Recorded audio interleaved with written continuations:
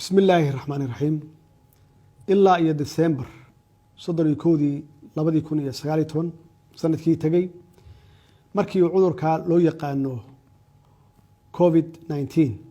kuna caan baxay coronavirus laga ogaaday dalka Shiinaha inuu ka dilaacay waxa sii kordhay xawliga uu ku faafay cudurkaas xogtii ugu dambeysay waxay sheegaysaa inuu saameeyay cudurkan dalal kor u dhaafaya 150 isla markaasna dadka uu saameeyay iyagu naftigoodu ay gaarayaan 157 ilaa hadda waxaa la xaqiiqsaday hal case oo dalkeena ahna muwaadin Soomaaliyeed waxa xanuunkan qatartiisu uu gaarsiisan yahay meel aad iyo aad u sarreysa khatarna ugu jira wadamo badan uu gaari karo ilaahay waxaan ka baryaynaa inuu cudurka naga badbaadiyo qof kasta oo Soomaaliyeed iyo culumaduna inay duceeyaan oo ilaahay la baryo inuu cudurkan naga badbaadiyo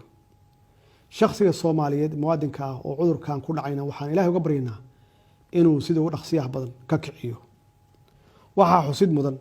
in labada dal ee dariska aan nahay ee Kenya iyo Ethiopia iyaguna uu saameeyay waxaan la gudboon marka oo nalaga rabaa inaan u diyaar garowno sidii cudurkan uusan ugu faafi lahayn dalkeena maadaama wadamo inaga horeeya dhanka caafimaadka ama xagga caafimaadka ay maareen la yihiin kalana kulmeen caqabad aad iyo aad u badan haddana dawladda Soomaaliyeed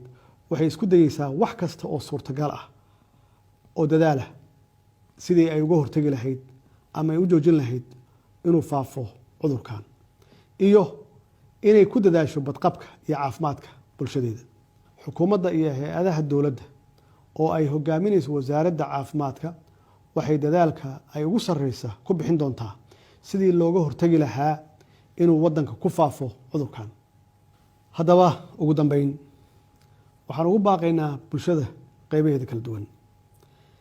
inay marka koowaad ku dadaalaan badqabkooda iyo caafimaadkooda iyagoo raacaya tilmaamaha iyo fariimaha ay wasaaradda caafimaadka sida joogtada ah ay ula wadaagto in loo hoggaansamo wareegtooyinka iyo tilmaamaha rasmiga ah ee ka soo baxa wasaaradda caafimaadka si ay bulshada uga fogaato wax kasta oo fududeyn kara ama faafin kara cudurkan in bulshada dhammaan ay ka qayb qaataan dadaalka loogu jiro ka hortagga iyo la dagaalanka cudurkan in laga fogaado isu imaanshaha iyo kulamada aan muhiimka ahayn si looga taxadaro inuu cudurkan dalkeena ku faafo in la hakiyo safarada aan muhiimka ahayn ee lagu imaanayo ama looga baxayo wadanka wassalaamu calaykum waraxmatullaahi wabarakaatuh